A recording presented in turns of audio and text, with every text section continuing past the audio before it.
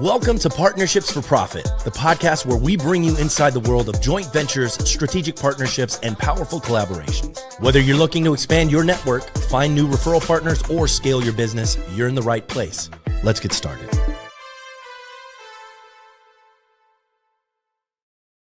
Welcome back to another great episode of Partnership for Profits. We're getting started a little late here today, but that's because I was having an amazing conversation before we started recording with our guest today.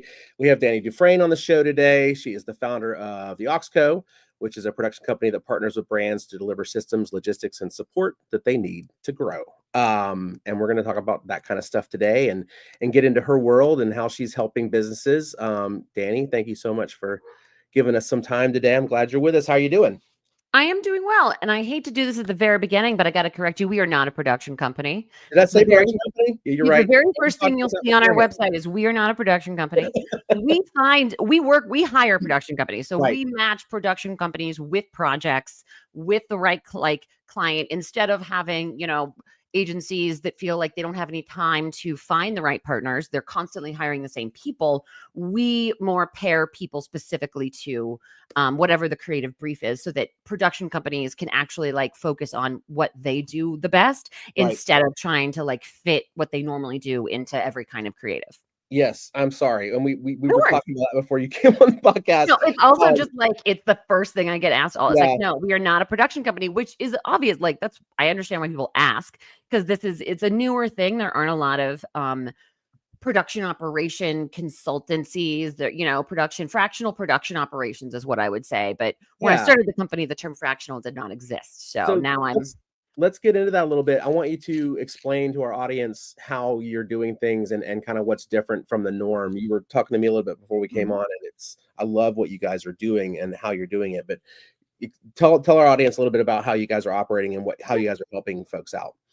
Yeah. So after, 10 years on the agency and post house side, and then 10 years in-house at agencies, I was seeing this big disconnect in the way that agencies find and hire production partners, or even how they approach creative and a production project, with sort of this, okay, the client comes to us and they ask for something, we pitch this very specific thing, we package it all up, then we go out to production vendors and we say, okay, make us this thing. There's no collaboration or bringing in of production expertise earlier on in the process, because they just don't think they can afford it, or they don't have time, or maybe an agency has in-house expertise, producers that have expertise in certain things, but not other things. Or, a lot of small agencies over the last 15 years are competing more than ever with the big holding agencies. And they don't need a full-time EP, or maybe they don't need 10 full-time producers, but when they need to scale up, they need to do it fast, and they can't wait until something's already sold through. So, we embed at smaller agencies, we white label, or we do project to project work with either in-house creative agencies at brands or just independent small agencies. And we, I act as a fractional EP, and then we embed producers so that they have access to that expertise from really the get-go. So creatives, as soon as they start, ideating something, they can have the creative production expertise to say, is that actually the best form of that idea? Or a lot of what I do when I come on first with new clients or a new project is I ask so many questions, and I really try to shake the tree of an idea to see what sticks. And sometimes people are a little taken aback by it, I have to admit, because I think that collaboration has really deteriorated, where it feels like people are threatened by it, or they get defensive when you ask them questions about an idea, when in reality, I'm just trying to make sure you understand your idea, or that I'm fully understanding what you're wanting, because we all start with a completely different, no idea is blank in your head, but we all start with a different, basic minimum, to where if you're imagining a chair, we all are thinking a little bit differently about it. Right. So I really try to bring in the expertise, craft the idea, and then how can we make it bigger? What more can we do for this budget? What can we do for the timeline? I think what really started the company was me being known as like a fixer. You know, as much as I love when people call me with plenty of time and money, it's more of like, oh shit, we have a photo shoot in 2 days on the other side of the, you know, the country. Can you do? Sure. Okay, fine. And we do it. And I kind of just was known by, you know, as being able to do that, that by anyone I'd worked with. I was like, how do I just stop giving this information for free and just because I didn't want to be, I knew I did not want to be a production company Right. because I love production companies. I worked, you know, on that end for years. And I think it's once I got on the agency side and I was able to sort of, you know, an agency's going to have like today it's a photo shoot, tomorrow it's a commercial, the next day you're building a video game or a digital site. I loved the variety of that and how to like take different ideas and bring them to life. And so really that's what the company has been able to do. I also do a lot of training for younger creatives in-house at agencies who a lot of the art of production and the creative art of how to translate something from page to screen is gone. I think the more I can teach junior creatives about like, you know, all the things they have to take into account, right? Like, okay, well, from which side of the frame are they entering? Where are they facing? What are they wearing? What time of day it is? It gets so fun because they don't think about that. They just kind of are like, oh, a director will bring that. But these days, that isn't even how it happens. I mean, the budgets are so small that the creative team is sort of expected to know all of that before the client even signs off on it. And being able to poke holes and sort of not only shake the tree, but more of like, make sure that the creatives actually know exactly what they want. We're able to do so much more with the money versus like figuring it out later, right? Or finding the problems later. So you're working with agencies more so than you are with businesses? Is that like, I mean, I do some like direct to clients with like, let's say you're seeing a lot more smaller brands have their, like they already are led by creative people. So they don't necessarily need to bring in an agency or they, you know, they're trying to at least have a way to execute their own ideas. Right. So I still call that an agency because I'm working with their in-house team, creative team. Yeah. So I do not like, I can bring on creatives, but I really like working with creative teams, whether that's at an agency or in-house at a brand. Would you call yourself kind of a connector? Is that really what you're a lot of what you're doing is? I do a lot of that. It's connecting the dots in the creative and it's connecting the right vendors to the brief. So I start every brief I get, it's like a completely whiteboard. I don't have like, this is who we hire for everything. This is who we bring in. I always bring, you know, let's say I'm triple bidding, at least 2 of the vendors or 2 of the partners I've never worked with before, or they're up and coming, especially when you're looking at like the way media changes so much and the way budgets fluctuate. The talents that you're able to find on LinkedIn or Instagram, you know, you don't need to go to a rep that reps production companies or a production company that has their roster. It's more of how can we get this done and who's going to bring the right point of view to the table. And sometimes it's not even a director. Sometimes it's like, well, maybe what we need is really like a DP, and then this person would direct. Like we kind of take different approaches. Oh, I don't know what happened here. I got you. You're still with us. My screen went all the way.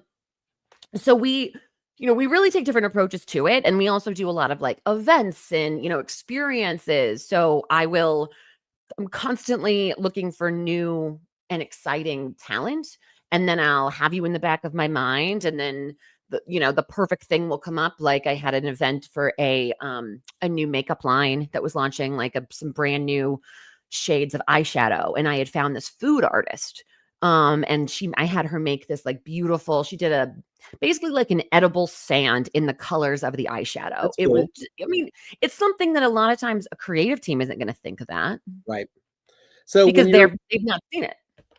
I love it. So when you're working on a project with an agency, what's the perfect amount of time to get something done the right way? Because you mentioned like sometimes it's going to be like 2 days out. Like, oh, we got this thing going on and we need to put out this fire. In a perfect world, that's a really good question. Yeah, like in a perfect world, like because in our business, I told you what Mhm. we do video production, and we're in the legal niche. And a lot of times we're talking to attorneys who are like, yeah, I want to get my stuff out there like next week. Mhm. And we try to tell them like, whoa, whoa, whoa, breaks, slow down a little bit. Mhm. Let's have some discussion. Let's have some time. Let's talk about you and what you want to accomplish and what your vision is. And let's get to know your voice, because these guys are the people we Mhm. work with. These guys are putting themselves in the videos. They have to be the faces of their firms. So we got to get to know them so we can understand how to craft the creative around what's going to Yeah. make them look and sound the best. I'm just kind of curious in your world, what is, and getting them to slow down is always It's kind of it depends, I think. I will say 6 to 12 weeks. I've also had projects that I was working on for a year or 2 or a year yeah, plus. But then I also have things where it's like, okay, I'm gonna do this event. I'm producing the event for YouTube Music Nights, which is taking me months to produce, but then the content I'm getting out like really fast. It just depends on what the need is, and a lot of social assets have to be much quicker. Um, I think it's like I'm constantly emailing like my entire network, especially, this time of the year. And I'm like, there are 15 working weeks left in the year, in case you're curious. Like, people just think, oh, I have plenty of time. I had a meeting yesterday where someone asked me, they were like, oh, yeah, okay, so we have this holiday campaign. And I'm like, for this holiday? You should have shot that 2 months ago. yeah, like for Like, Christmas, you shoot in the summer. Yeah, for it's a sure. difference too between, like, if we're talking about we have a full idea, like we know what we want, we've already done the research, we've already done the like consumer marketing, we've already like we really have what the idea is. We just need to translate it into production and then go and shoot it. That can take anywhere from like 4 to 8 weeks, right? 4 to 12 weeks. And it also depends on how long it takes brands or any legal to review things. But I just shot a Jeep ad that like we had to turn around in a week. And we had 2 different shooting locations in 2 different states.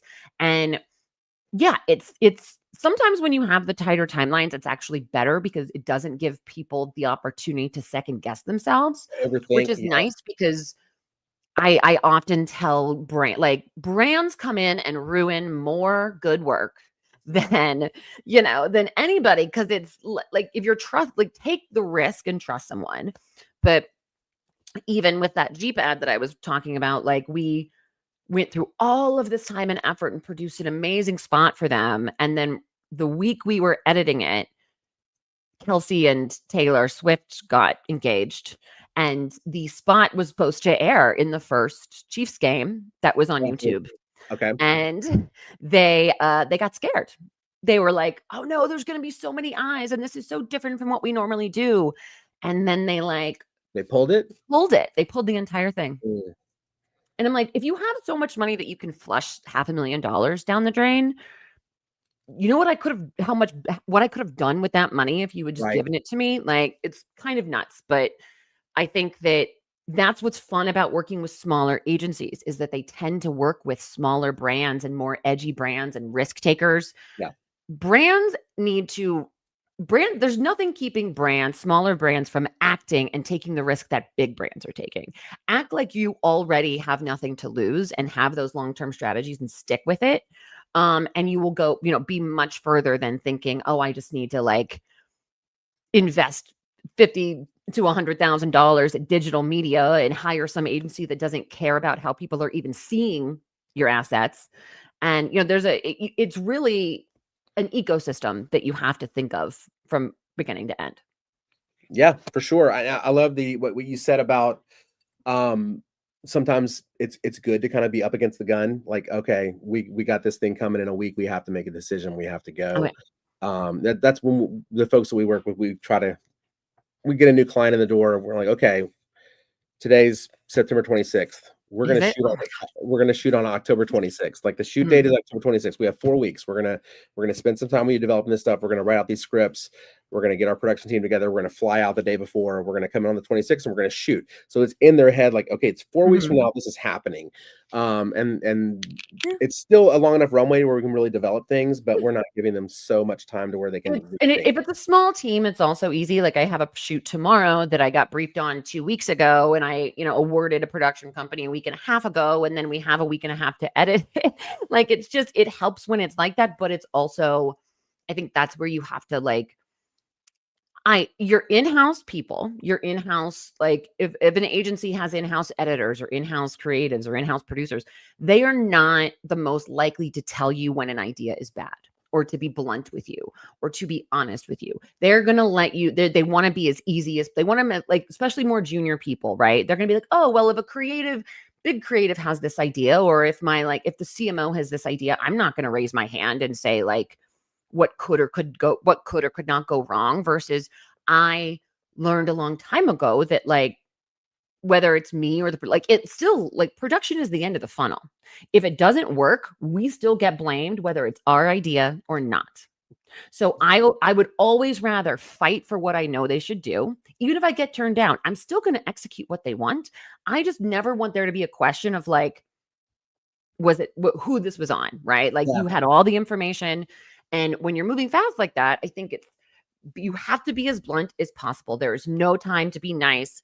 And that's incorrect. I would say, I do not think that blunt or curtness has anything to do with being nice. I think it's like being honest is the nicest thing I can do for you. Yeah. And 100%. it's not about hurting anyone's feelings. It's or ever saying the creative idea is bad. It's you're asking me what I think, so I'm going to tell you. Like, yeah, I agree with you 100%. I'm sure you have that happen all the time where a lawyer's like, I want to stand on top of this truck and do this. And then well, we have happen all the time, and sometimes it works to our benefit, sometimes it doesn't, is we'll be working with an attorney and we'll hear, you're the expert, just tell me what to do.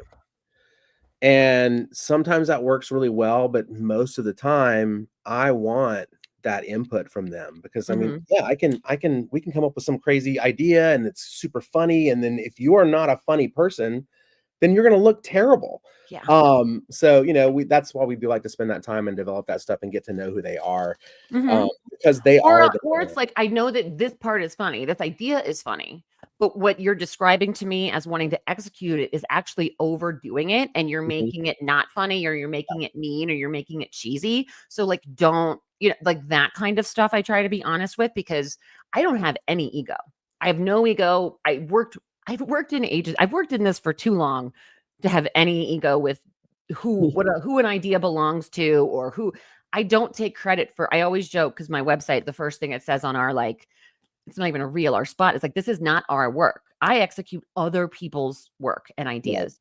And it's my job to make sure that it's the best possible version of that idea, where, without getting lost. So like whereas a lot of similar companies to mine focus more on cost and efficiency and cost consultancy, I focus on, is the creative director happy?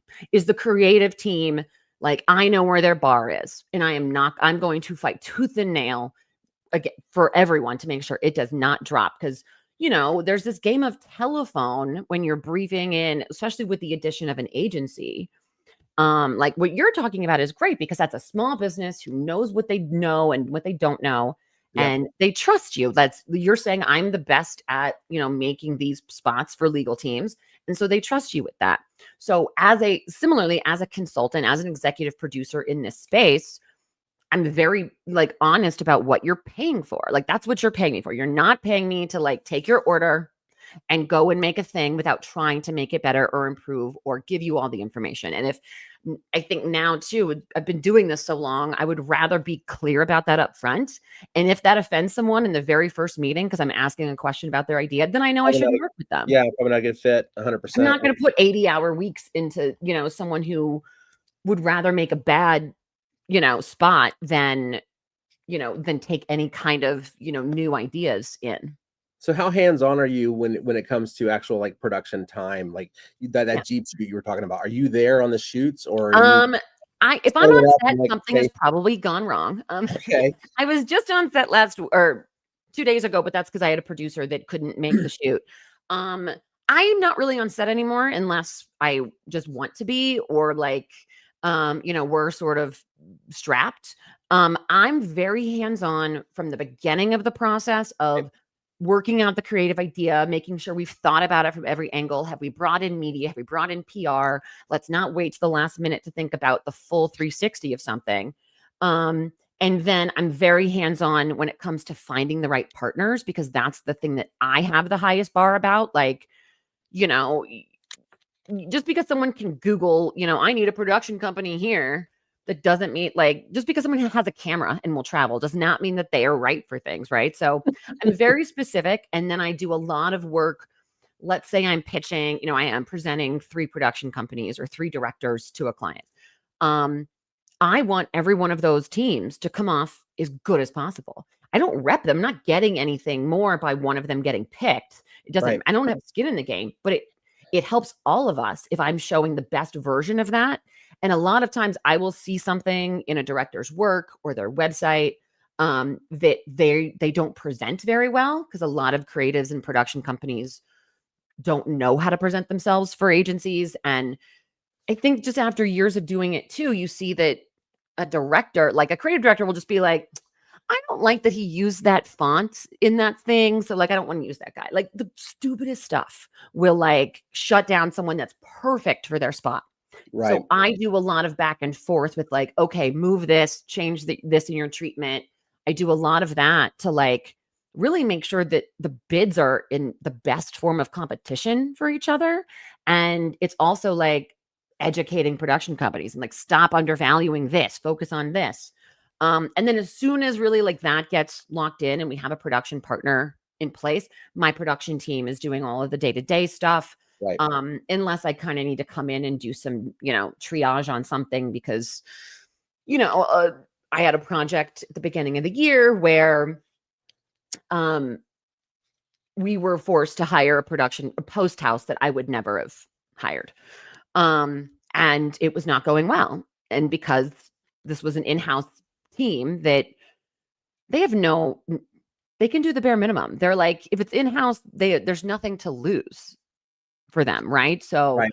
we weren't getting the critical thing, like when it feels like you have to tell a partner exactly every step of what you want, which is like not what I'm paying for. It's the whole, Yeah. like, when you hire an editor, yes, you need to know what you want, but you're also looking for the graphics team, the edits team, the designers to bring something to the table. Yeah. And unfortunately, that doesn't happen very much with especially in-house people or some production. Some teams just don't care. And I think that is sometimes I'll have to come in and really, make some corrections there or bring new people in. But I really just like to make sure that everyone's on the same page, that creative directors feel fully supported. People I've worked with for decades, creatives they'll just text me an idea and instantly I'm like, here's 5 people, blah, blah, blah. And then I'll ask them a question. They're like, you know what I need. I don't even have to like brief you. You just know. And that's the key, right? And not Right. enough creative teams have access to that, or they don't have access to people that, like, let's say an agency briefs a production company, right? And they're like, this is what we want to make. The production company wants the business. They're going to say like, yes, that's great. Yes, Like, we can do that. and then you sign on the dotted line and they're like, actually, no, actually, we were thinking it was going to be this. And they start cutting things without really understanding what can and cannot be cut based on the creative idea. And you end up with something completely different. So I'm all about like taking that game of telephone, that old school game of telephone, and just carrying it through. I make my own pre-pro decks for every single thing. I don't let the production companies do it because I think the agency needs to. The agency needs to manage it because they have sold the creative idea to the clients. Yeah. Love that. Love it. That was a long-winded answer. I apologize. No, please. I love long-winded answers. That's what we're here to talk. So it's great. I want to shift gears a little bit because you've been doing the company. You've been Oxco for 10 years. Is that what you said? Almost, yeah. And it's a different way. It's a different model from what most people are used to. So when you started it out, I'm guessing that it was a lot of your own network that you had developed over the years that kind of helped you kind of get something established, but getting people kind of on board with this different way of approaching things. How did you approach that? How are you presenting that to agencies that, hey, there's a better way? And yeah, especially in like 2016, 2017, again, before the term fractional was out there. They're like, oh, so you're a freelance EP. And I was like, no. I'm not like it's a company. I knew that much that I did not, because I did freelance. I'm not going to go sit in an agency's office where they don't embed me. They don't ask me for my opinion. They just want me to copy and paste stuff to like handle post on things, or they want to overpay me to sit there with, maybe half of my time being usable, but I'm bored. I'm not mentally challenged.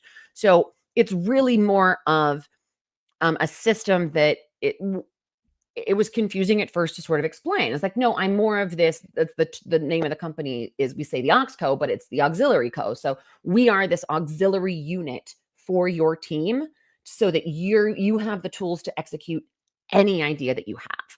So I had one of my oldest clients, like at the very beginning, I was sat down with the partners and explained it, and they were like, we don't get it. And then they hired like an in-house EP. And then after she didn't work out, they brought me in, and we've been working together for 10 years. And every few years, like they, when they have to lay a bunch of people off or something, Right. they're like, we need Dani's for every department, like we need these scalable teams because even if you're under a retainer, you're only paying for what you're using. You're only paying for the hours you're using and the needs that you have, and hours roll over if you don't need them. But knowing that you have access to the expertise is what they really need. And I think that what was hard at first is that a lot of old school executive producers, a lot of old school agency teams, they just don't get it, right? They prefer to, unfortunately, a lot of old school EPs are just being paid under the table by production partners to continue to hire them on stuff. And they're not bringing in they're not showing their creative teams new talent to give them bigger ideas. But once all of my business pretty much comes in through people I've worked with, word of mouth, people who have come across me speaking somewhere or hear it, because it is kind of a hard thing to understand. And so very often, like I'll work with clients, I'll work with agencies, and they do really well. And then they get bought and they get put into the big, holding company system that only cares about the P&L. It does not care about the creative execution. And I'm like, well, that's fine. Then I don't need to. I've done my job. You're succeeding, but that's not who I'm here for. I am here for the disruptive agencies who want to have the best team in their court and aren't it's not, you're spending the money anyways. And in the long run, most of our pay and fees from any project come from the hard cost of the project. So it's not hitting your overhead really at all to have access to that. But a lot of times it's, when are you going to get the producer? Are you waiting until you've already sold the idea in? And then there isn't it's kind of being helpful. So typically once I start working with a company, they're like, oh my gosh, where have you been? We've needed you for years. Right. And it kind of goes in there, but it is a hard, cold. I don't do a lot of cold call sales anymore because they don't understand it. And that's fine. I think, they would rather have, higher overhead and things on the payroll, but then they have veteran, producers and EPs that they are working to the bone. Your EP should not be on set. First of all, you're doing something wrong. Right. What are you, that is just money down the toilet, and you can only take on so much work. So what we're able to do is sort of create pop-up units for agencies so that they can focus on bringing in new work or broadening the work or making bolder work for the clients they have. And then they're not in the execution. They are in the execution as far as approving things, but they're not bogged down with it that they can't focus on what's next. Love it. Okay. I have another question for you that's related to the business, but I know people that are watching this are going to want to know about the golden elephant in the room that's behind you. There's a McDonald's drive-through sign behind you. You were telling me before we came on the pod what it was. You have to tell that story as to why there is a McDonald's sign in the room you're in right now.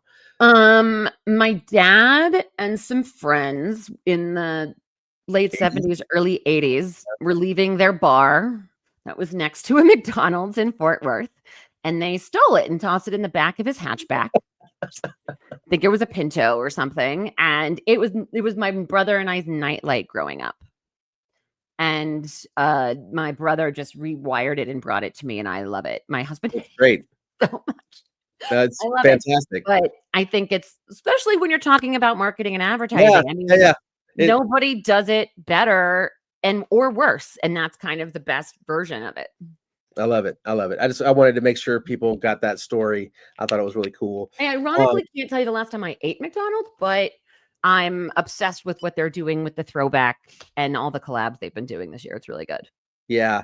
So last thing I want to talk to you about is something that we struggle with, and I know that there are a lot of other production companies and agencies out there that struggle with this, is talent acquisition. And you're managing productions, you're kind of helping facilitate things that are going on in productions across the country, probably across the world, I would imagine.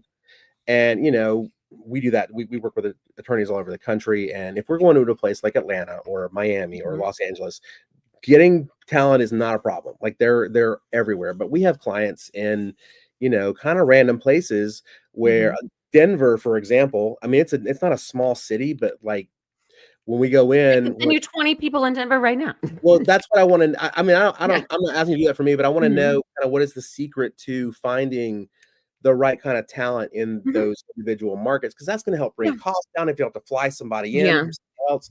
So I just kind of want to know. This is actually one of the big things that was this was a huge part of me starting the company, was like, why you don't have to just look at like New York and LA for talent, for editors or directors. There's great people all over the place. And COVID was a thing that really helped that part of my business to thrive, because you couldn't travel whole crews all around. I'll do shoots where it's like, okay, I'm casting people in 10 cities and then I'm hiring 10 different photographers in each city to handle it. And I use a lot of different systems for that. LinkedIn, I work with some great databases, like Wonderful Machine is a great database if you're familiar with it, for photographers and directors and stuff all over the country.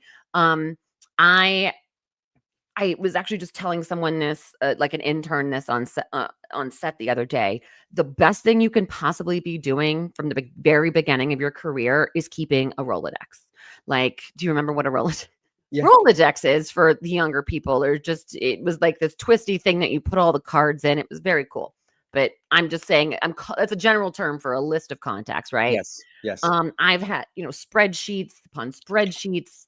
I've tried to build things that are more, in system, but as I was telling you earlier, like I actually have a system I use now that's very, intensive, and you can see it on the map. But I also will use LinkedIn. I use LinkedIn a ton. And I think what's funny is the worst thing you can do is Google like director Nashville, because then you're getting these companies that are not in that. They just pay for really good ad targeting. Yep. And whereas like the most creative people are the worst at selling themselves, or the worst at like putting themselves out there. So I will just research on LinkedIn with keywords, or I'll go on Vimeo and like see whose work is getting posted. And I'll see like, who was the second AD on that? That looks good. And then it just kind of builds and builds. And I think that's the biggest thing, is like just kind of putting your work out there in various systems. But like, as far as hiring people, I really try to like dig into the work and to what they're doing. And I'm in the process of, building some other databases, but also,